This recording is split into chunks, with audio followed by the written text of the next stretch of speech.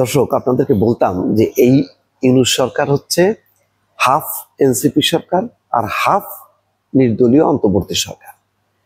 তো তার প্রমাণ কি? তার প্রমাণ হচ্ছে এই আমলে দুইটা টিভি লাইসেন্স দেওয়া হয়েছে, দুইটা টিভি চ্যানেলের লাইসেন্স দেওয়া হয়েছে। দুইটাই হচ্ছে এনসিপির সাথে সম্পর্কিত। একজন একেবারে সরাসরি এনসিপি আর একজন হাফ এনসিপি। এবং এই পুরো রিপোর্টটা জুড়ে যেটা মূল কথাটা হলো, পুরনো প্রক্রিয়ায় নতুন দুটি টিভি চ্যানেলের লাইসেন্স কারা পেল? তাহলে কি পরিবর্তন হইল? আগের আমলের সমালোচনাটা কি ছিল? দলীয় আনুগত্যের ভিত্তিতে স্বজন প্রীতি এবং দলের আস্থাভাজন লোকদেরকে চ্যানেল দেওয়া হয়। এটা গণমাধ্যমের যে কমিশন আছে কামাল আহমেদের, তিনি নিজে তার এই রিপোর্টে আছে।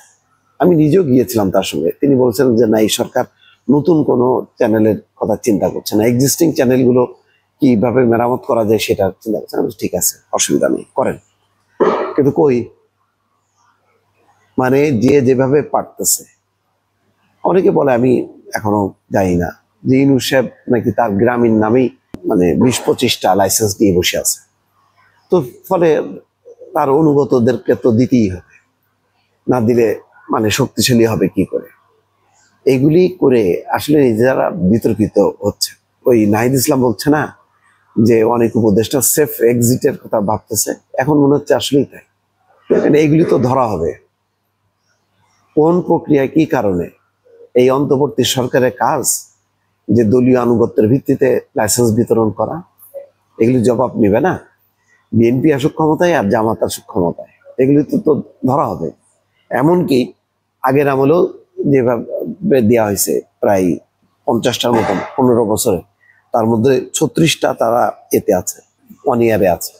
তো সেগুলি কিসের ভিত্তিতে দেওয়া হয়েছে সেগুলি সহজ তদন্ত হবে। আর এখন দেওয়াটা তো মহা অন্যায়। যার মূল কাজ হচ্ছে কিছু সংস্কার করে একটা ভালো নির্বাচন করা, সে এখন লাইসেন্স বিতরণ করতেছে। সে এখন ওই আদমের লাইসেন্স বিতরণ করতেছে, মেডিকেলের লাইসেন্স বিতরণ করছে, ইউনিভার্সিটির লাইসেন্স বিতরণ করতেছে। এই অধিকার কে দিছে? কোন এতে? তারেক রহমান আজকেও বলছে যে এই সরকারের কাজ হচ্ছে কিছু সংস্কার সহ একটা ভালো নির্বাচন করা। তো কই, তার মধ্যে তো বিভিন্ন লাইসেন্স দেওয়ার কথা নাই, টিভি লাইসেন্সের কথা তো নাই। টিভি লাইসেন্সের জন্য কি আর আবেদন নাই? শুধু এনসিপির সাথে যারা সম্পর্কিত তাদেরকে কেন দেওয়া হচ্ছে? এটা তো গুরুতর অন্যায়। এই সরকারের কোথায় নিরপেক্ষতা থাকলো? আর নিরপেক্ষতা দেখেন, এখানে কি বলা হচ্ছে যে জুলাই গণঅভ্যুত্থানে ক্ষমতাচ্যুত আওয়ামী লীগ সরকার যে প্রক্রিয়ায় বেসরকারি স্যাটেলাইট টেলিভিশনের লাইসেন্স দিত, সেই একই প্রক্রিয়ায় নতুন দুটি টিভির অনুমোদন দিয়েছে অন্তর্বর্তী সরকার। চ্যানেল দুটির নাম নেক্সট টিভি এবং লাইভ টিভি। নেক্সট টিভির লাইসেন্স পেয়েছেন জাতীয় নাগরিক পার্টির যুগ্ম মুখ্য সমন্বয়ক মোহাম্মদ আরিফুর রহমান তুহিন। তিনি 2024 সালের ডিসেম্বরে জাতীয় নাগরিক কমিটির সদস্য হিসেবে যোগ দেন। এর আগে তিনি একটি ইংরেজি দৈনিকের স্টাফ রিপোর্টার ছিলেন। এনসিপি গঠিত হওয়ার পর তিনি দলটির যুগ্ম মুখ্য সমন্বয়ক হন। আর লাইভ টিভির লাইসেন্স পেয়েছেন আরিফুর রহমান নামের আর একজন। তিনি ঢাকা বিশ্ববিদ্যালয়ের শিক্ষা ও গবেষণা ইনস্টিটিউট থেকে বছর 6 আগে পড়াশোনা শেষ করেন। ছাত্র জীবনে তিনি একটি ইংরেজি দৈনিকের ঢাকা বিশ্ববিদ্যালয়ের প্রতিবেদক ছিলেন। তিনি জাতীয় নাগরিক কমিটির সদস্য ছিলেন, তবে এনসিপিতে যোগ দেননি। যাক, 2 আরিফকে 2টা টিভি লাইসেন্স দেওয়া হয়েছে। আমার কথা হলো যে দুইজনই নিশ্চয়ই আমার ছোট ভাই হবে, তো পাইছে ভালো কথা, কিন্তু একটা নীতিমালার ভিত্তিতে তো হইতে হবে।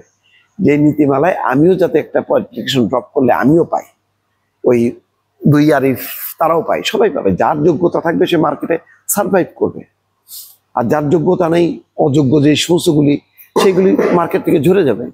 কম্পিটিশন হবে, মুক্ত নীতিমালার ভিত্তিতে কম্পিটিশন হবে। কিন্তু সেই নীতিমালাটা কোথায়? যে নীতিমালার এতে আমি জমা দেব, এখানে তো কোনো সুনির্দিষ্ট নীতিমালা নেই। যদি নীতিমালাই থাকতো তাহলে শুধু এই 2 আরিফ কেন পাইলো? তাহলে আগের লাইসেন্স যারা অ্যাপ্লিক্যান্ট তারা কেন পাইলো না? এগুলি জবাব দিতে পারবে? জবাব নেই। এই জন্য ওই যে নাহিদ ইসলামের কথাই সত্য, সেফ এক্সিট এদেরকে খুঁজতে হবে বা নিতে হবে।